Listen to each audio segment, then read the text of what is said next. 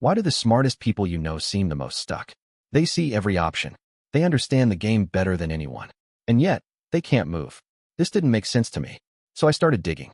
If intelligence is supposed to be an advantage, why do high IQ individuals report higher rates of anxiety, overthinking, and decision paralysis than everyone else? A 2015 study in the Journal of Personality and Individual Differences found something fascinating.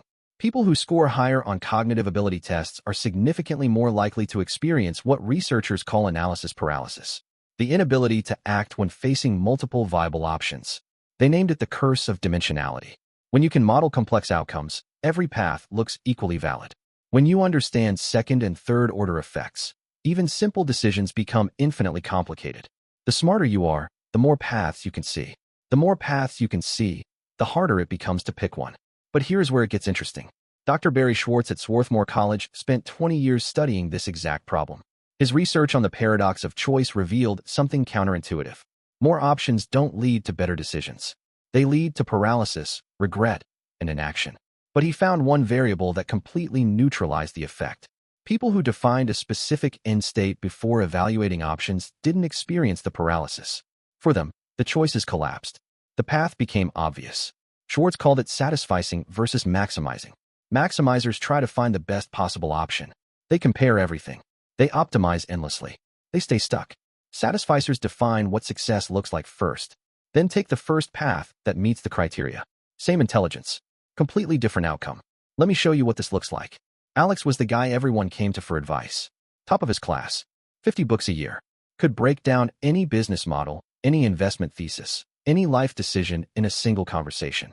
He had spreadsheets comparing cities to move to, pros and cons lists for 3 different career paths, a notes app full of business ideas ranked by market size and competitive dynamics.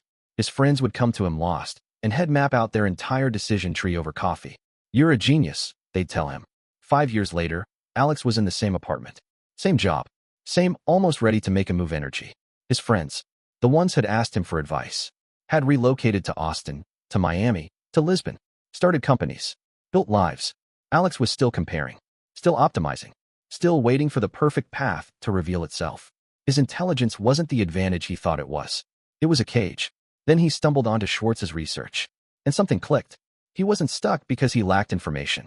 He was stuck because he could see infinite paths and had no filter to collapse them. So he tried something that felt almost too simple. He stopped asking what's the optimal path and started asking where do I actually want to end up? Not options, not possibilities, coordinates, a specific place, a specific income, a specific lifestyle, a specific version of himself. He forced himself to get concrete, not financial freedom. That's a bumper sticker, not a destination. He wrote it down. Denver, loft downtown, $15,000 a month from software, 175 pounds, training 5 days a week, conversational Spanish, specific, measurable, real, and the game changed.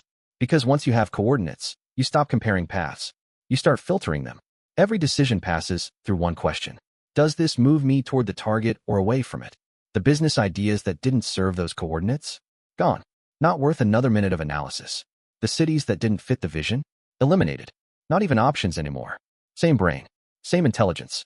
But now it had a job to do. A smart person without a target will analyze forever. A smart person with coordinates becomes a guided missile. 18 months later, Alex closed his spreadsheets for good. Not because he found the optimal path, because he stopped needing one. The question isn't whether you're smart enough to figure out your life. The question is whether you've given your intelligence somewhere to aim.